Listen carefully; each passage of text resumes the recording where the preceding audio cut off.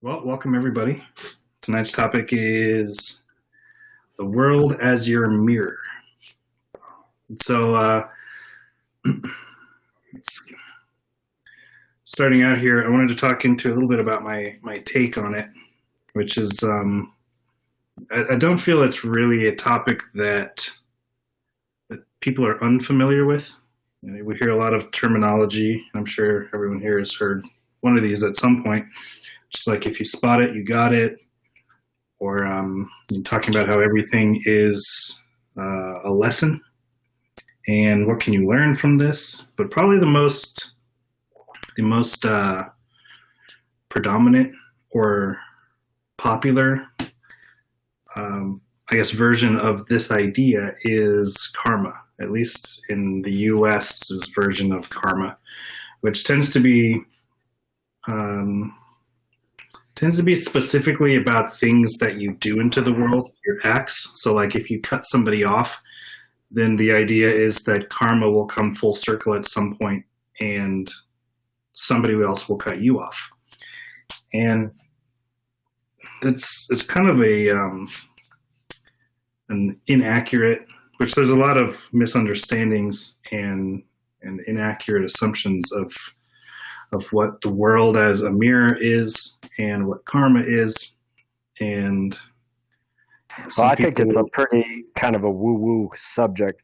I think people exactly use the phrase, but I don't think there's any substance behind what they're talking about.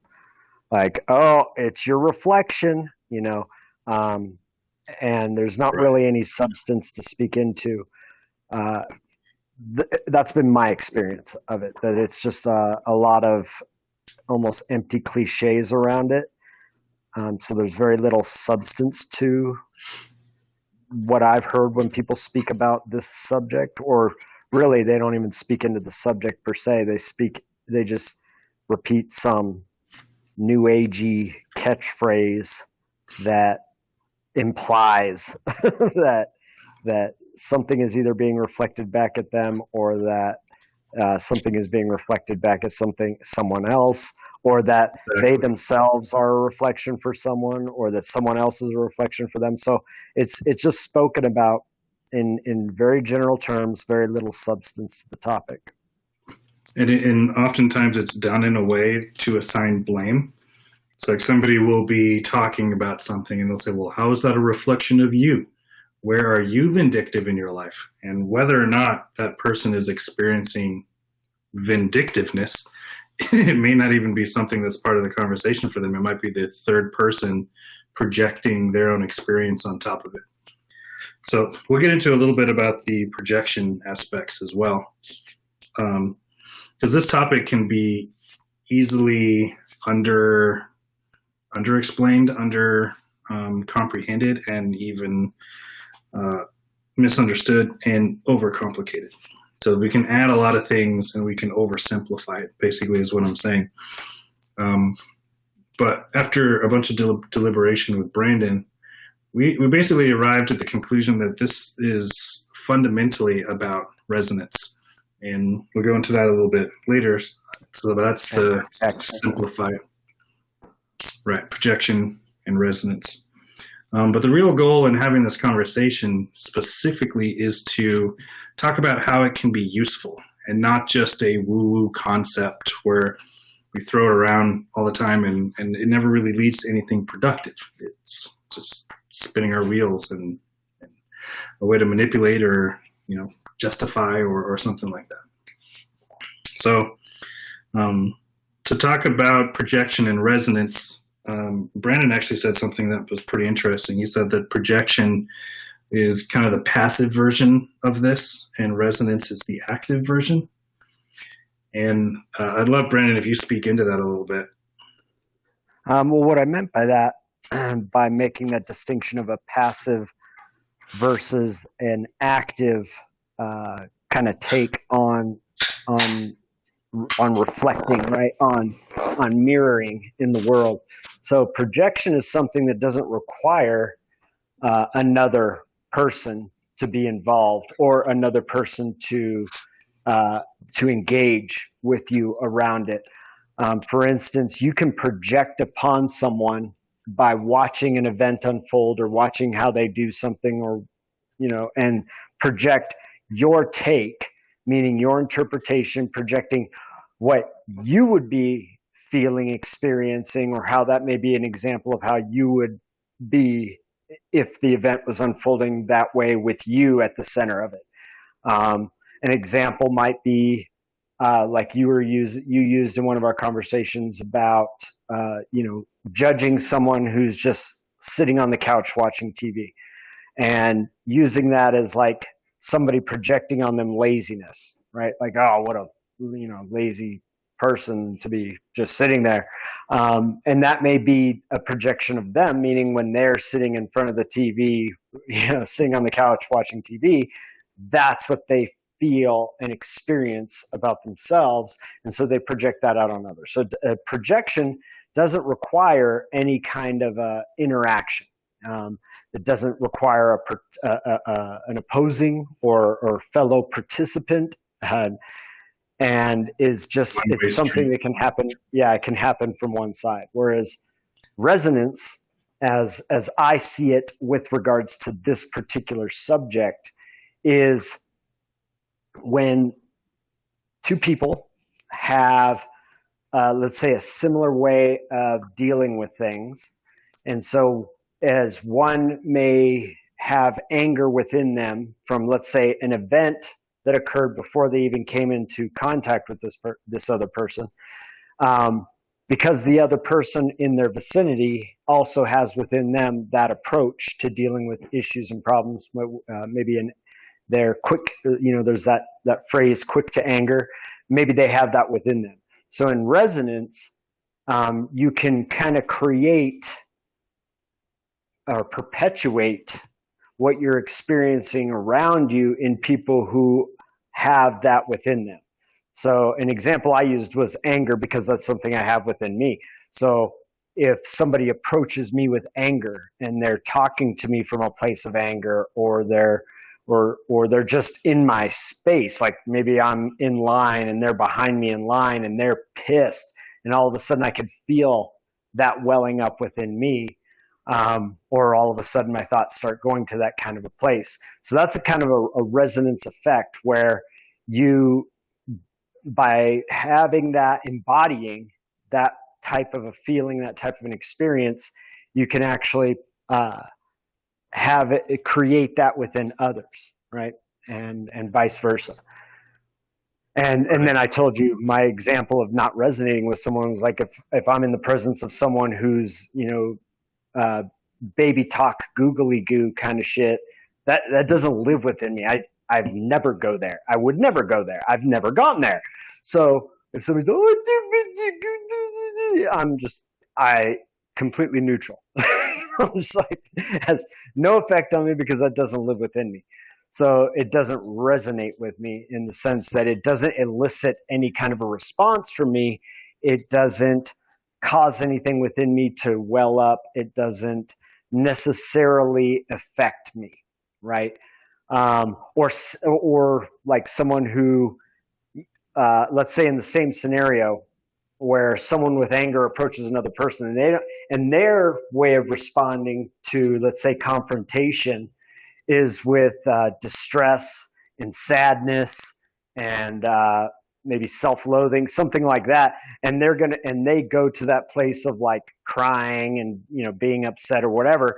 So in that scenario, like there's still a quote unquote cause and effect there, in that what one is embodying is eliciting something in another, but it's not a quote unquote reflection of what is being presented or embodied by the angry person in that situation. So that's kind of how I broke it down, with a passive and active approach to generating things around you.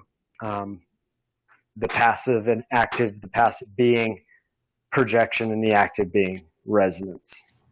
Which is a perfect way to make a distinction between these two, because there is, in my understanding, projection being passive. That's a great way to see yourself in an event that's going on, then that you may be projecting the entire experience onto the event that doesn't inherently have any of that meaning to it. So like the person sitting on the couch, you may project laziness, and you may project like this person is whatever other judgments you want to on top of that. And that person's experience, the facts of the matter of the day, taking it into context, may be that they just got off of like a 36-hour shift, and they're taking an hour off, resting up, recuperating before they go back into like an 8-hour shift. And you have no idea. And so the reality of the situation may be completely different than what you'd be projecting onto it. So it's like a what is that term? Like to superimpose what you believe is going on, and acting as if that's factual. That's the way that it actually is. Whereas resonance.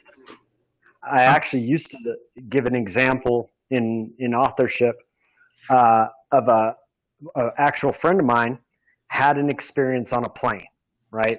And it was these kids just running amok, like they were like all over the place, like, disruptive and noisy. And the parent of these two children was just sitting there, not saying a word, not engaging anyone, even the children, just like living dead, just sitting there, right? And so all of a sudden this anger starts to well up in people on the plane. Like they just start to get really angry in their judgments about this mother. What a bad parent, just going on and on and on. And then even judging, like watching how the kids were acting, how the kids were like, they weren't being even nice to each other.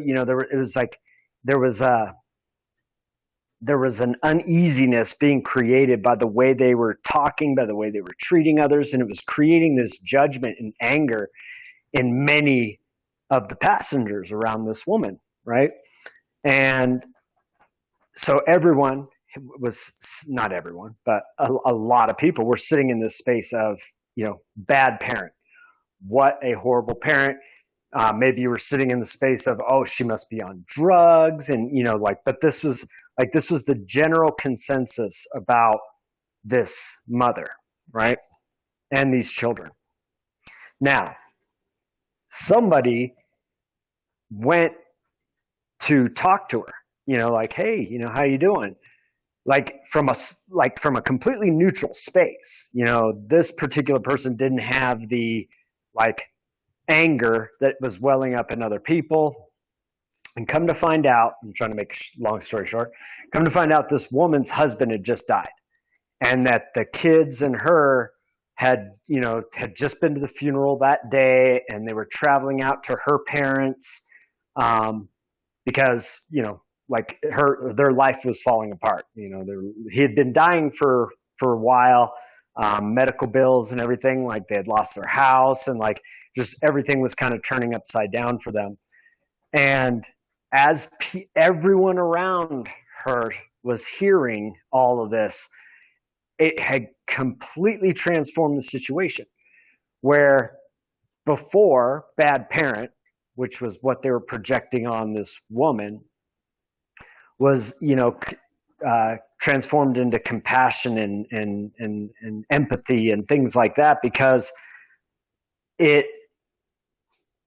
the facts of the matter had completely changed their interpretation of the same act, the same events, right? These events now had new meaning, and people fell out of that space of anger and now started engaging with the kids. And it brought the kids to a new place. The kids were no longer acting up. They were no longer being mean to each other, because people were when they were in that space of anger and, frustration and whatever, that was affecting how the kids were experiencing this plane ride, that was affecting how they felt, because if everyone around you is resonating with this negative energy and you have that within you, your dad just died, and you've been watching your dad die for months, there is that within them, that tendency to go to a negative place, but it completely transformed the kids, the way everyone in that area, the plane felt. So just an example of, projection gone awry and how had that person not actually struck up a conversation, it may have actually gotten to the point of, something unpleasant occurring, whether it being a passenger losing their temper and yelling at the mom or the kids or whatever, and only making the experience of the mother and the kids worse, as opposed to alleviating what they were experiencing in that moment. That's a great story. I do remember that one too. So that's projecting what we may make up about a situation onto the events themselves and interpreting it through our projection. So reality as a mirror, that's one way to see yourself reflected in the events around you. And Brandon, I'd like to stick on that same story, because in talking about resonance, the active version of mirroring, I'll say, I actually really like the analogy that we came up with about vibrating strings. I don't know how many people on the call are familiar with resonance or resonant frequencies, but there's a phenomenon in the world where if you've got two strings next to each other and they're both tuned on musical instruments. Yeah, it could be musical instruments, but it also could be any type of string. Not any kind of string. Like if I just have a string hanging like a thread, it's not going to resonate with another thread. It's not tuned to anything. So specifically, we're going to talk about, be tuned. Yeah. It's got to be tuned. So say you've got a guitar sitting next to another guitar and you strike the E string on one of the guitars. The E string on the second guitar will start vibrating and resonating with the stimulation of the first one. And there's tons of cool experiments that people have done with tuning forks and metronomes, and even there's with that old story about the army personnel marching across a bridge, and they ended up having the entire bridge collapse because they were stomping at the resonant frequency of the bridge, which had it collapse on itself. So in looking at what resonance is, which is two bodies vibrating at the same or really similar frequencies, then it necessitates two bodies, whether those are human bodies or strings on a guitar or boots on a bridge or something.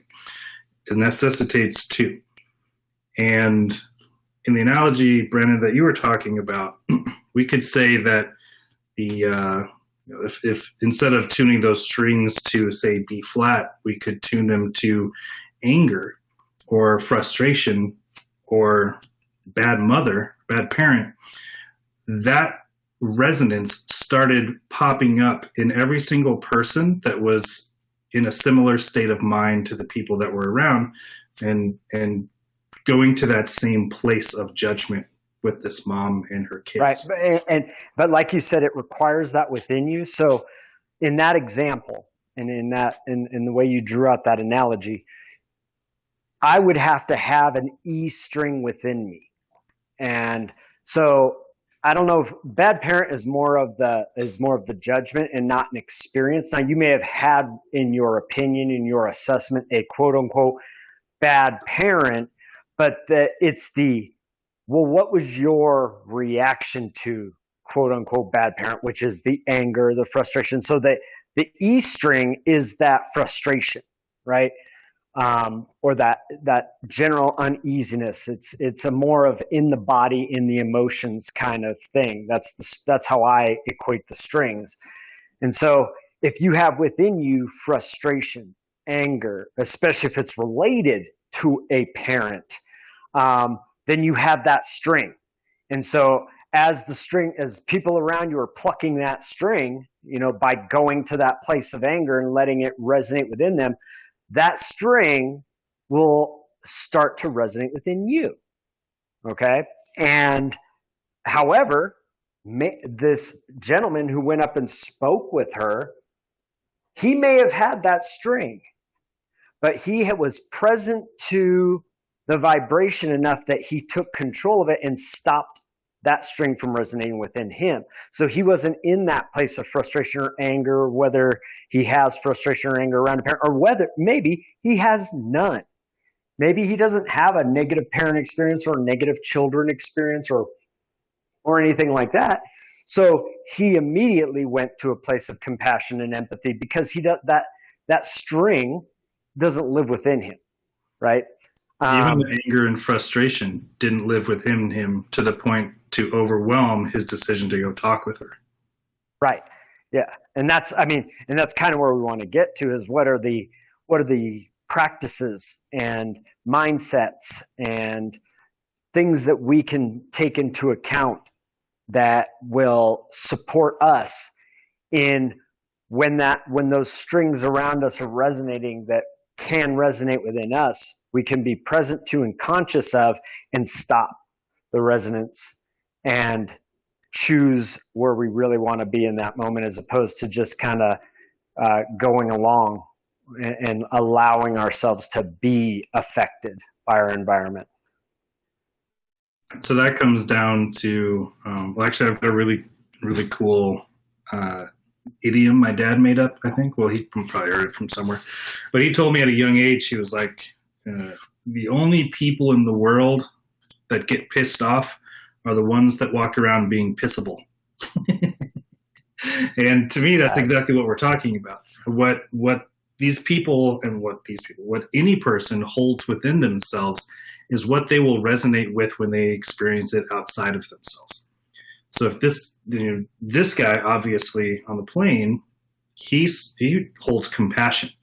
And when he saw an opportunity to be compassionate and to exercise compassion, that's what he saw in that situation, and he went for it. If people hold anxiety, if they hold fear, if they hold love and compassion, if they hold anger and frustration, whatever it is that they hold within themselves, that is what they will resonate with outside of themselves. And so that's the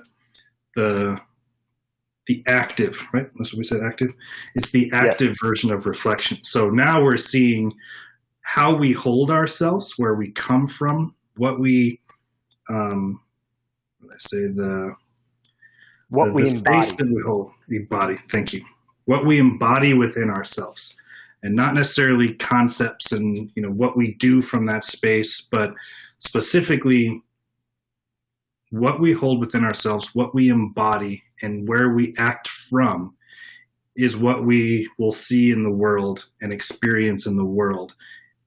Or passively, we see in the world what we're projecting on the world, which still comes from what we hold within, but that's more of, not unilateral, but like a one-directional phenomena, as opposed to requiring two bodies to resonate together. Right. And I don't want that to, because I do see that as a valuable way of perceiving it, but I also don't want that to take away from the validity and the merit of objective assessments. You know what I mean? Like we're talking about something that occurs, but it's not all that occurs. Like if you're mindful, you can make objective assessments and ground your assessments about an event, especially if you're, judging it or assessing it based on your principles or whatever else. So that there is now, in a sense, there's still an element of projection there. But I want to make clear that this isn't a like, oh, you shouldn't do that, and that's all it is, that all you do is project yourself out on the world. Yes, you do. However, your objective assessments, when you're present and conscious to your worldview and you're present and conscious to your judgments and your experiences and how they influence your interpretations, that you can still make grounded assessments that are valuable, that have merit, that can be useful in, pushing yourself forward, pushing your community, your family forward, uplifting it, making a situation better. Okay, so there is that place, and I just wanted to kind of throw that in there because I notice a tendency in this subject particularly about, people will use this distinction of projection as a way of manipulating, right? As a way of invalidating someone's valid assessment of them, right? So like, oh, you're just projecting that on me, right? Yes, they are. That doesn't mean that their assessment doesn't have value, So that's something I wanted to put out there because I see it used that way. That there's actually savvy to lingo, they'll use that concept of projection as a way of manipulating and invalidating others' assessments. Mm-hmm. And there's actually a lot of concepts and lingo out there that's used the same way. The first thing that came up when you were talking about that, came up for me anyway, is like, oh, that's just your story. And after I learned about this concept of, the story or the narrative and, basically what we make up about the neutral events, I guess I was probably watching my little brother play Xbox or something like that. And somebody was on there complaining about something. And I heard somebody on the chat go, "Cool story, bro." I was like, oh my God, it has made it to this generation and to gaming. And it was, accurately and intentionally used to discredit or to invalidate what this other kid's experience was. And so it's to say that something is a projection, to say that something is a judgment, to say that something is a story, we've got to get out of the mindset that those are bad things, that those aren't workable or useful things. And in fact, like to think about a world, a life, a reality or experience without judgment, without projection, without these things are necessary. They're going to happen regardless. Like it's a sky, that's projection, that's a judgment. These things are useful in life.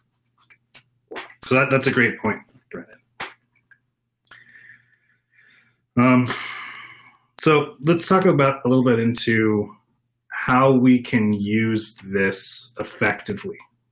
And if we stick with the analogy that resonance is something that happens between two bodies, my mind keeps going to vibrational physics. Sorry, Brandon. This sympathetic resonance idea.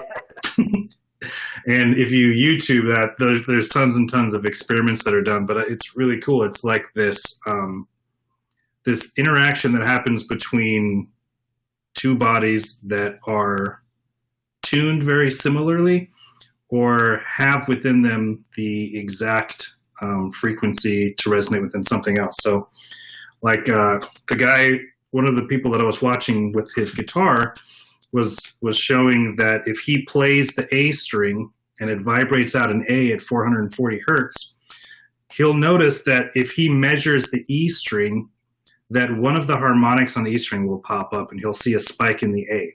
So it's like on the A string, the whole thing is going crazy and it's vibrating at a much more intense, volume or intensity, I'll just say.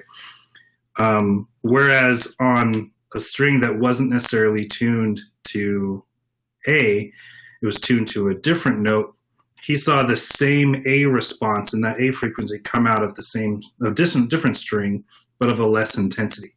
So it's not that like oh, I don't hold a lot of judgment in my life, so I don't resonate to judgment. It's more about at what degree am I resonating with whatever the experience is. Because if you're And let me experiencing it, it and let resonates at me some point. and let me equate that in the real world. Okay. So that's like so this is like harmonics, right? So it's like you can amplify, right? So if two people start resonating in similar ways, there's a harmonic created that would actually make each person go further than they would have had they been not around the other person with the events unfolding the way they are. And then vice versa, it could also do the opposite, where if somebody resonates at a very calm, peaceful, happy place, they can dampen the effects of where you're resonating. They could actually start to calm your B string down, or E string, or A string, whatever we were talking about, by maintaining their way of being in that moment. So it can work both ways. It's like a reciprocity, right? There's a reciprocation there in harmonics where one can play off the other and they can go to a more intense place, or one can neutralize the other and kind of settle it back into a different place. So it can work both ways in that. There's actually some very specific experiences that I have where if I hang out with a certain person, I may not ever drink alcohol for years straight, but then when I hang out with this person, we down like, a case of beer between the two of us. And I'm like, what the hell? I never drink. How did I end up doing this one time?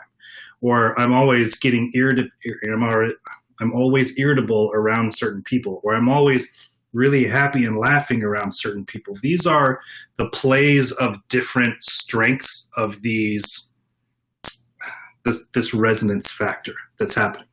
Because it's like it also speaks to how strongly they resonate there.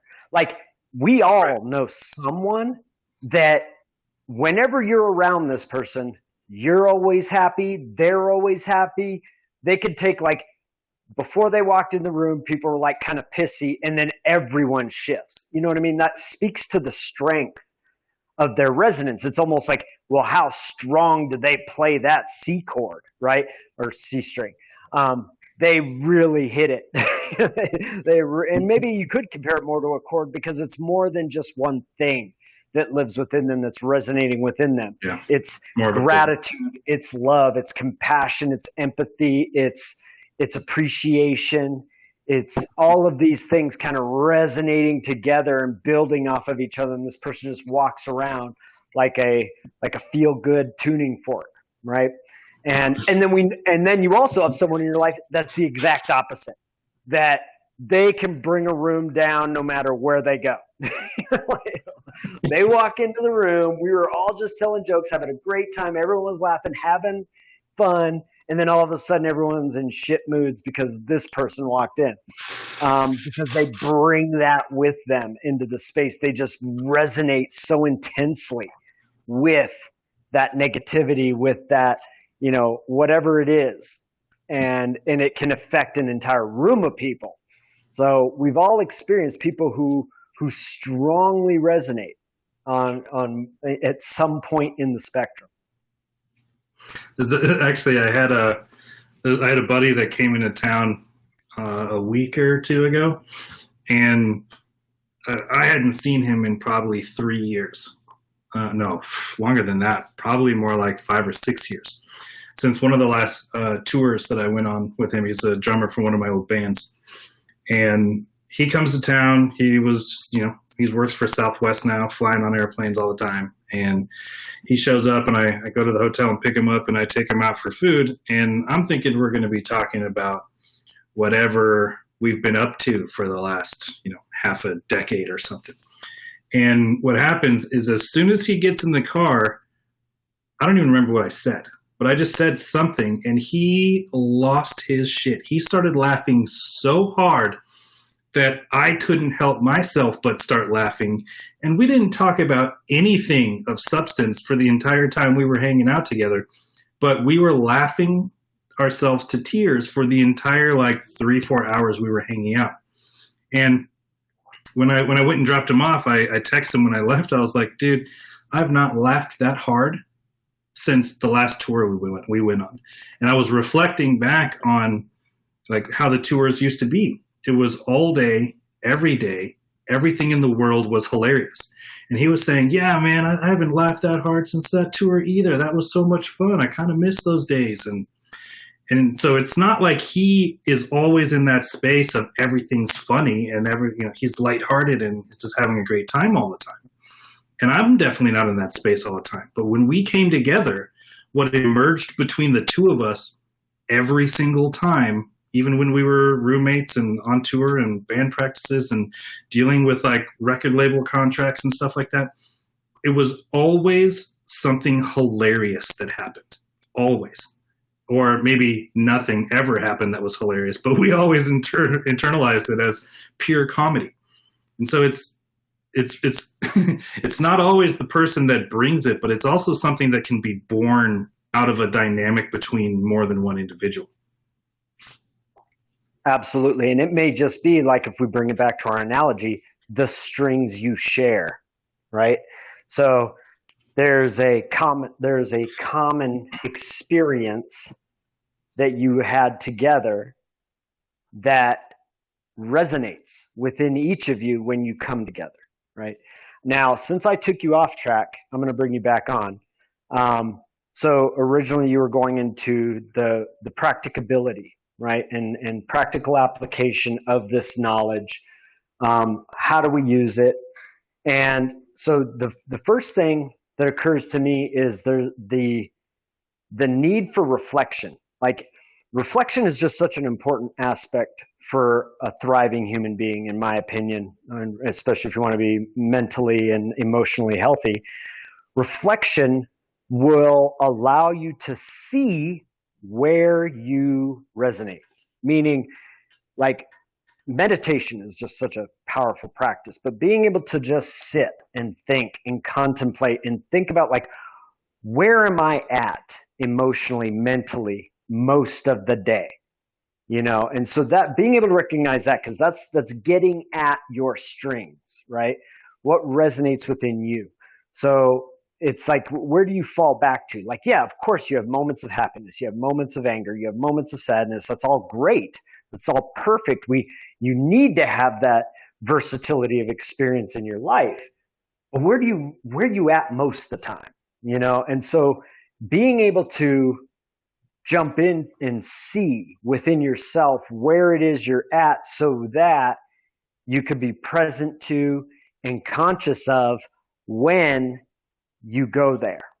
And I know through a regular practice of meditation, this is most commonly what people use to transform those aspects within themselves. Meaning, the place I commonly go to, if that's not a place I want to be, one of the most powerful ways of dealing with that, of overcoming it, and from changing, let's say, your base resonance, is through meditation. So I know if that's one practice I could think of right off the bat that is extremely beneficial.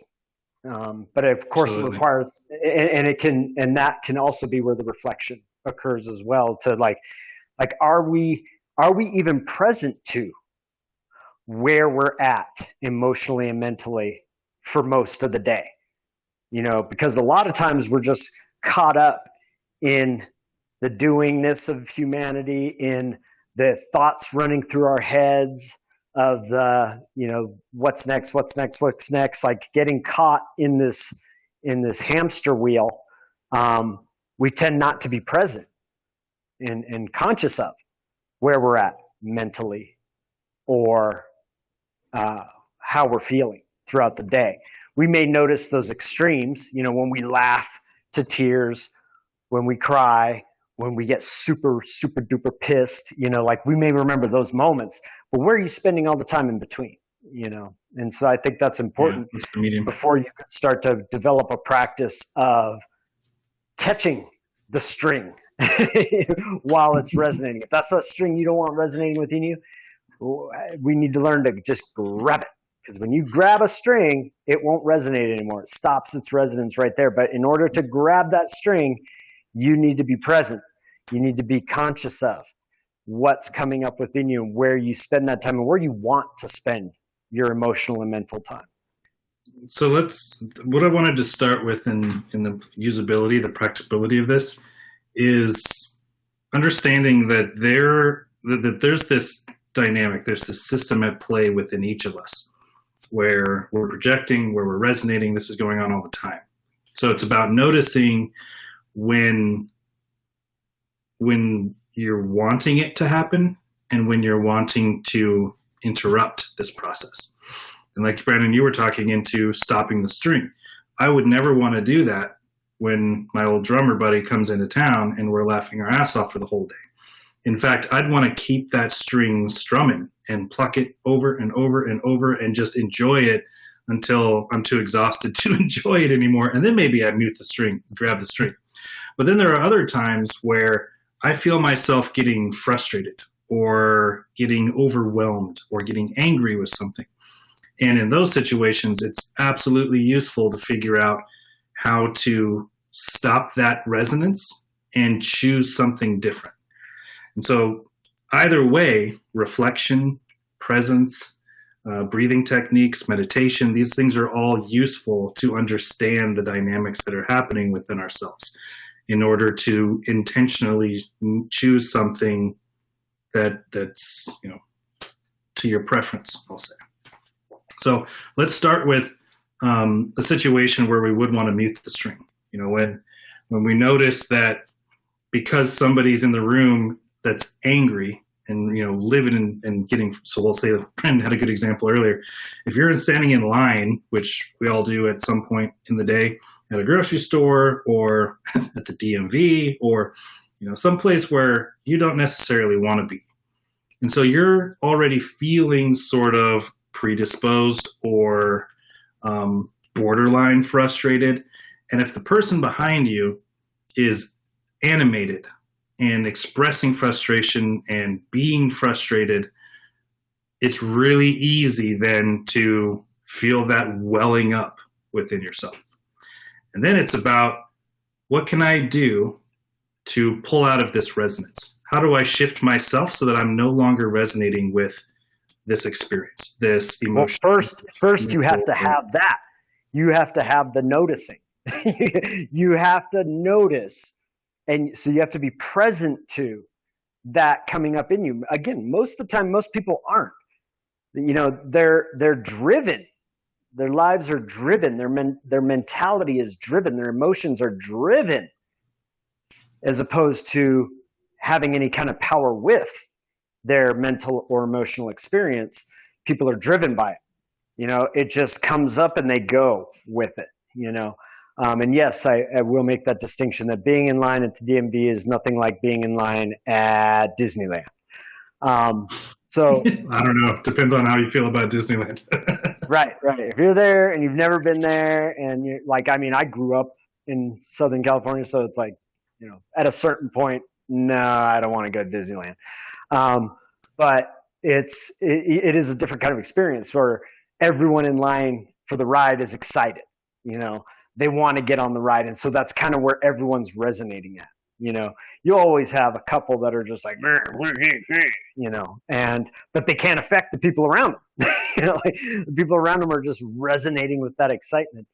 Whereas at the DMV, nobody wants to be there. Everyone thinks it's taking too long, except for the 16-year-old kid there to get his license. He's excited.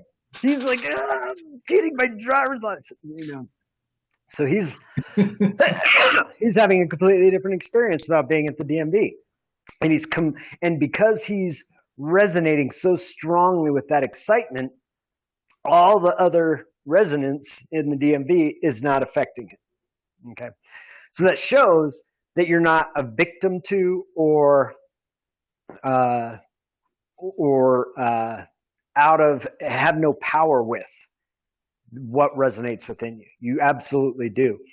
And so, yeah, the first really clear. You have to be present to it. You have to notice within yourself. So you have to be doing a constant kind of self-reflection. you know, and to kind of like engage your own state of mind, engage your own state of emotions, like, whoa, you know, I don't want to be here. You know? And I'll add on to what you were just saying, deep breath. Like if we're talking about in this moment, something occurring, like all of a sudden somebody gets in your face, like you start to get somewhere you don't want to be, whether it's a high level of anxiety, a high level of anger, whatever. If that's not somewhere you want to be, taking deep breaths, you know, taking deep And breaths in. holding Yep. it too. Yep. Taking that If deep that's breath not in, holding it. And then as you let it out, let all the tension in your jaw, in your arms, because again, most of the time you're not even present to it.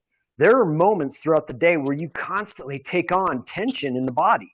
You're just not present to it. Your body is reacting to an event, to a person, to an emotion, and it's tensing up. You know, your jaw will get tense. Your shoulders will get tense. Your arms, your hands will get tense. Your face, people will get tense up the muscles on their face. So taking those deep breaths in, and as you let them out, letting all the tension out of the body. That's when I That's an usually have immediate an practice. anxiety attack. Is when what? When you're at the DMV?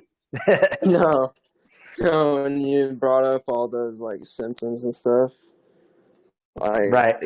your hands being tense, your face being tense, feels like you Yep. got a brick or a pallet of bricks on your chest, and Right. it And in sucks. that moment, you do have power with it.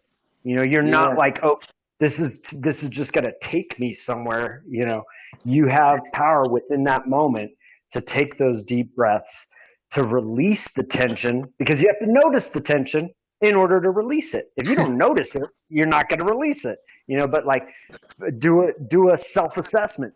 You know, like the first where are my time, muscles at? the, the Where's my first, mind at? yeah, the first time I ever had an anxiety attack, I was on my way home from Kansas. It was about 12-hour ride. About on my last hour too, and I got off on the interstate. I got on the interstate, and then I started feeling really weird. And out of nowhere, my hand just tightened up, my chest, my face, everything did. And coincidentally, a state trooper pulled off right behind me when I got off the exit when I started feeling that. And I waved him down, and I was yelling at the guy too. No wonder he didn't shoot me. But he was asking if you needed to call an ambulance and shit. He was actually pretty cool about it, even though he didn't come back and check on me. But I didn't want him to either. He had better things to do. I So think, let me Brandon, I think, yeah, noticing you're right is hard. So, like, even I think through Patricia's like second to none coaching, I've been able to learn that skill because, like amygdala hijack, if I'm angry or if I'm fearful or like these things sort of just trigger like my reptilian brain and it's instinctual. And feeling tense feels like a safe space to be in because I might need to fight, right? Or I might need to protect, and I don't even know. It's like autonomic. It's like just happening. Um, and so when you say like, just relax your jaw, like I actually had to learn that it was okay, and it was something you had once said, like. If you're going to go through a shitty situation, do you want all your energy with you? And why not go through it with all of it, to be ready, as opposed to, with all this energy use that you've already expended. You said something to that effect relative to something totally different, but that's kind of what I lean on. And then I also have this mantra, like everything is always working out. And so it's like I had to give myself permission to release my jaw, to release, because I wasn't even sure that was okay to do because I felt strong when I was tense. I don't know if that makes sense, but I even had to get real conscious about that whole thing before it was even okay to release it. Yeah, it's funny. I had a similar experience. I had a colleague who just explained to me how you hold your tongue in your mouth and the effect it has on your experience. Um, and so I had never noticed. That was something I was never present to, was what was going on inside my mouth when I wasn't eating, you know. And she basically said, okay, when you know, people have a tendency to draw their tongue back or hold it in the middle of their mouth or to press it flat up against the top of their mouth or to draw it down and back. Okay. In those modes, your body is in what's called fight or flight mode. And she says, all you have to do is relax the jaw and put the tip of your tongue on the front, you know, towards like behind your top row of teeth. Tip of your tongue on the top of your mouth behind your top row of teeth. Not pushing up against the teeth, you know, not pushing up against the roof of your mouth, just the tip of the tongue on there. And it takes you out of fight or flight mode. And that became such a powerful tool for me. And I'm like, oh my God, like it really works, and it can completely change. Like, again, a deep breath and reorienting the inside of my mouth can have a profound effect on how I'm experiencing an event.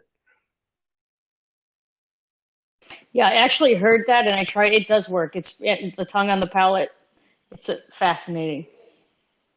And to add to that, I've developed some practices just through noticing, just through being present to what's going on in my body, that my body's got an automatic process for relaxing and for letting go of tension and for, you know, going to sleep even.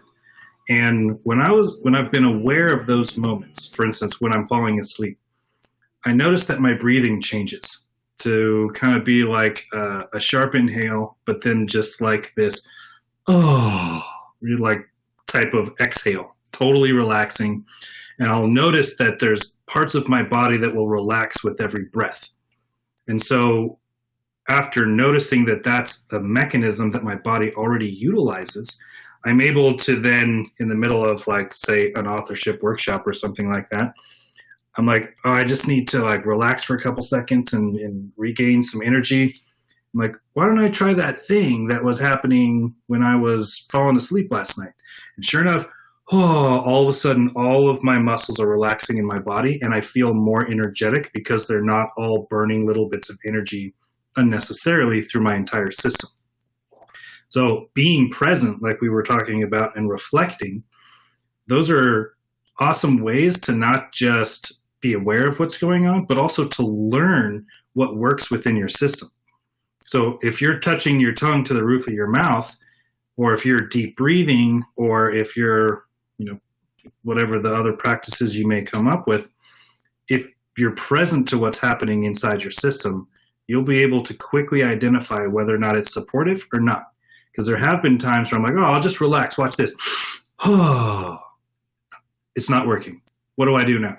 I have to think outside the box, or, you know, maybe have a back full of mechanisms to use and start trying something until something does work. If that makes sense. Yeah, totally, Gigi. And I think also when nothing works for me within me, I have a series of like videos that I go to. Like if I can't get myself to self-regulate, like I'm over the top angry or I'm over the top anxious, then I have a Can you series of post one videos. of those? Sure. I'll post my favorite one. Thank you. You're welcome.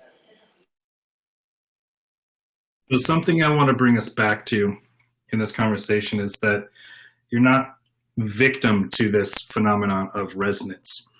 That the frequency or set of frequencies within you, the way that you are in the space that you hold yourself in, is what dictates what you resonate with in the external world. So you're in complete control over your organism. So I'm gonna change that phrase to "you have power with." You do not have complete control over the organism. Nice try, but you have an extraordinary amount of power with it. Okay. either way, nobody else is dictating your internal world. That is your responsibility and your responsibility alone. And when you can learn to work with the dynamics that are going on, then you can be intentional and choose intentionally what it is you do want to resonate with, or dampen or exaggerate or play actively as a participant in this game that's going on. So,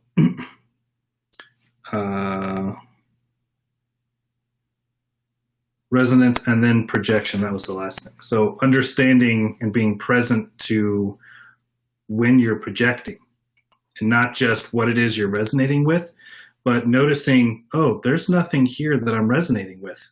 This must all be me. That's, again, another powerful thing to notice, because you may be able to just shift whatever it is that your entire experience is without, trying to resonate with something different. So then we go to the flip side, and we're talking about the things that maybe we do enjoy, like me laughing all day with my buddy. What are some practices that we can think of that would encourage or perpetuate the things that we do want more of in our lives? And I don't think it's that different from some of the things we've already talked about. If you're present to the dynamics going on, you can reinforce, and instead of dampening, you can just let them run and enjoy it. Right. But here, I'm going to bring up an excellent point that everyone has seen Perfect. and experienced around this particular point, which is, so you want to be in that space. Like, let's say that you're in a group of people having fun. You've all seen this happen before, where people are laughing, they're having fun. Someone tells a great joke, another person kind of adds onto that joke, and everyone's laughing. And then there's that person who's actually still resonating in a place of anxiety, kind of wants to have fun, wants to be, part of this fun, but has this anxiety within them. And so they're the person that chimes in on the joke that everyone's like, yeah, that's not funny. Or all of a sudden, almost Too far, ruins bro. the moment because they're trying so hard, but where they're at is in that place of anxiety. So the joke or their comment to the joke or their response to the joke, while everyone else's response up to that point made it funnier, theirs kind of killed the joke. And you've all seen, like I said, in social situations, you've all seen it happen.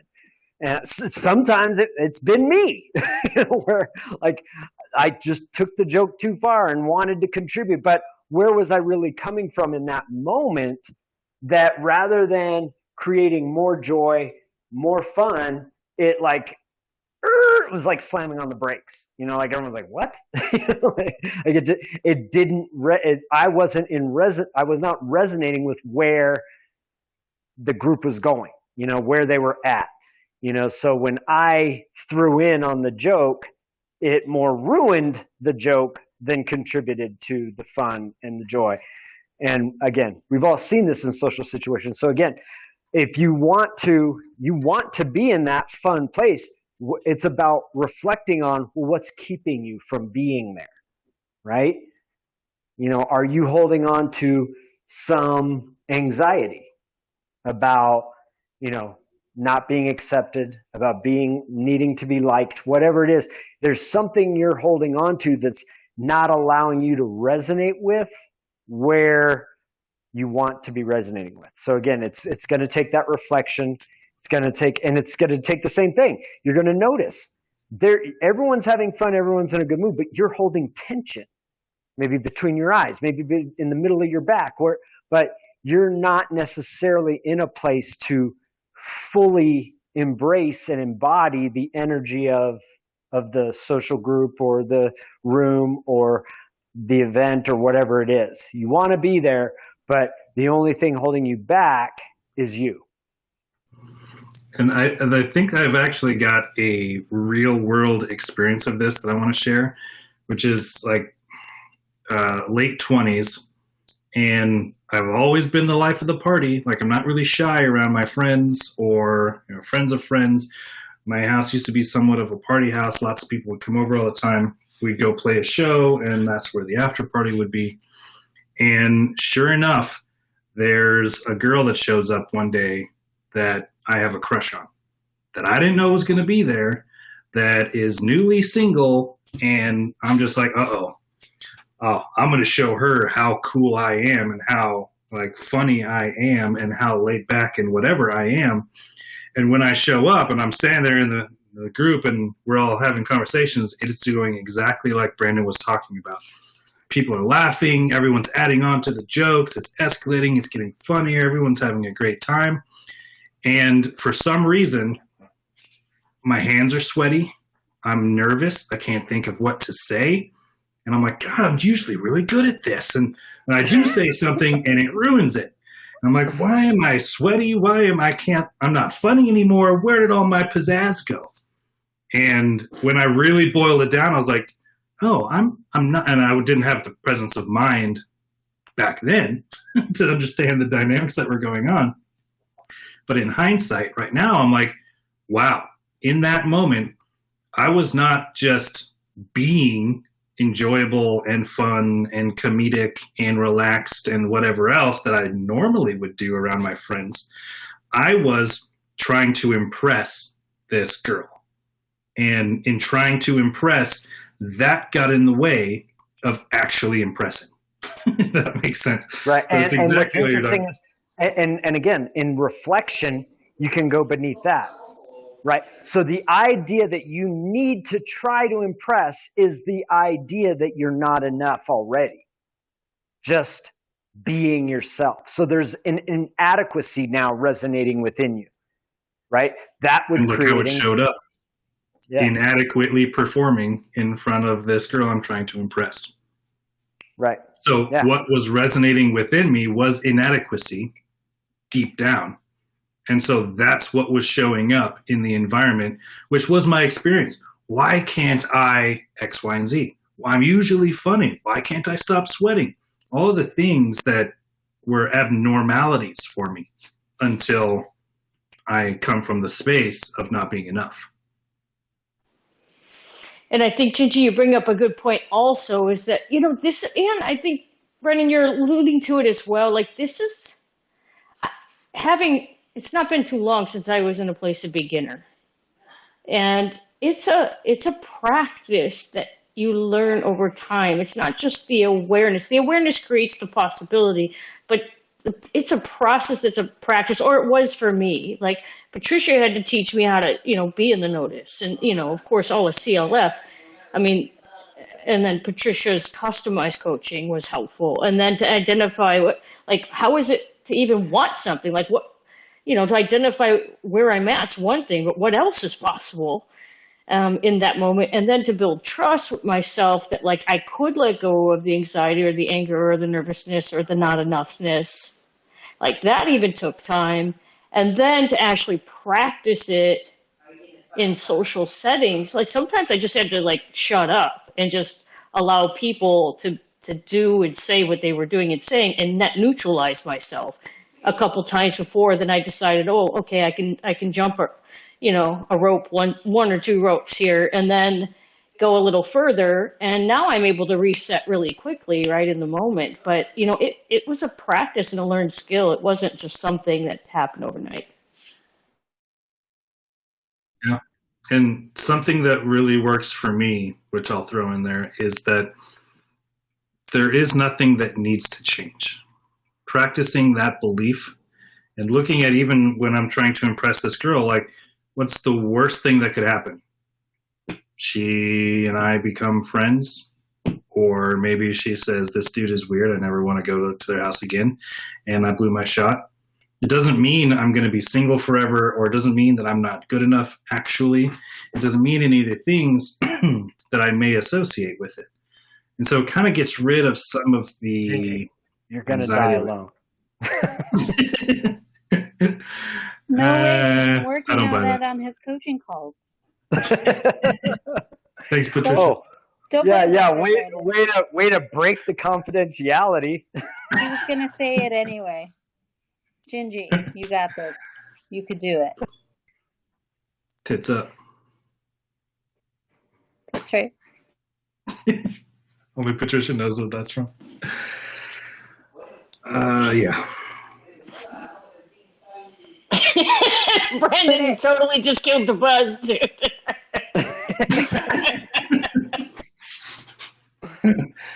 But I want to bring something up that Rachel said in regards to, noticing where you're at. Yeah, you can notice, but where are you moving to? What's the opportunity there? Am I clear when I'm feeling what I'm feeling, and if it's not working for me and I don't want to feel that way, what's next? Am I clear on what's possible? Am I clear on who I want to be? That's a key point to that, I believe. So, Gingy, go for it. Take it away. Well, what I will say for like where you want to be, I know for me, like in a uncertain situation or scenario, like I'm somewhere where I'm not in my element. I don't necessarily, maybe I don't know the people, I don't know the situation. There is someone's guest, they know a whole bunch of people, I don't know anyone.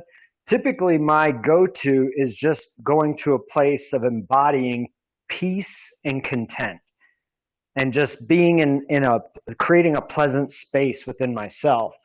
And then that just kind of facilitates, what moves in around me, what I move into, conversations that I may have. So just maintaining that is that peace and content within myself. So it does it in situations like that where you're quote unquote uncomfortable because you're not familiar with it, you're out of your element or whatever. Those are the times when most likely things like going to places you don't want to be are going to occur, because it's it's that embodiment. It's a self-defense mechanism, right? Your body in an unfamiliar situation will go into fight or flight. So it's, even though nowadays we're not dealing with saber-toothed tigers and shit, so our fight or flight isn't like when we're in the jungle and, oh no, our torch has gone out and it's dark. Now it's like, oh no, I'm in a social situation. I don't know anyone. Like your body still goes through that same level of anxiety of fight or flight, even in what, to our ancient selves would have seemed like a pretty banal situation. To us today, it is significant. Social situations are significant. And so whenever you're out of your space, right, look at, like, be mindful in those moments that there is a tendency to go into that fight or flight, which resonates more with those emotions that you may or may not want to be in. Now, if it's an actual fight or flight situation, then yeah, that's good space to be in. Get the hell out. But in those moments where it's not where you want to be, you don't want to feel anxiety in a safe social situation, right? So noticing, recognizing, and bringing within yourself peace and contentment, or whatever works for you. For me, that's it. Like if I could, I just embody those things. It's going to be a pleasant experience for me and for those who I engage with. Yeah, for me, it's my just notice phase or zone, where I don't try to do anything. I'm just in the noticing. Like, oh, this is coming up for me. What happens if I shift here? Oh, interesting. Now it's moving into this. And oh, someone else came in. Wow, I didn't realize I had a trigger around what they just said. Interesting. It's just a space for me to observe, as opposed to trying to like put out fires or to explain things or to really even learn or absorb information. It's just noticing. It is more passive, but in that sense, it's not that I get attached or stuck on anything either. So if something comes up, someone says something that I get pissed off about, it's gone when the next event happens, which could be just a moment later.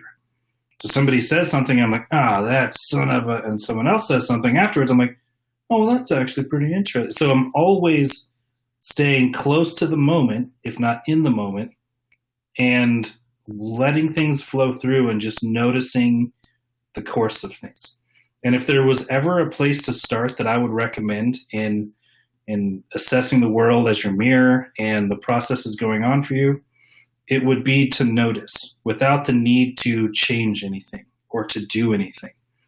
If you can just notice what's going on, it becomes more and more easy to see what's going on at the deeper levels and to be present to it. And when you're present to it, it becomes easier and easier to do something about it, either encouraging or grabbing the string. Does that make sense? Totally. Mm-hmm. Word. Well, that's all I had for the subjects. Does anyone else want to dig into this a little bit more? We still got time.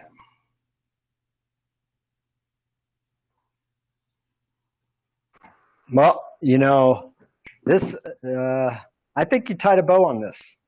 I think it's short and sweet. I think it got to all the points we wanted to get to. I think that's it. The world is your mirror. Good job, Gingy. Thank you. Good job, you, Brandon. Good job, everybody else.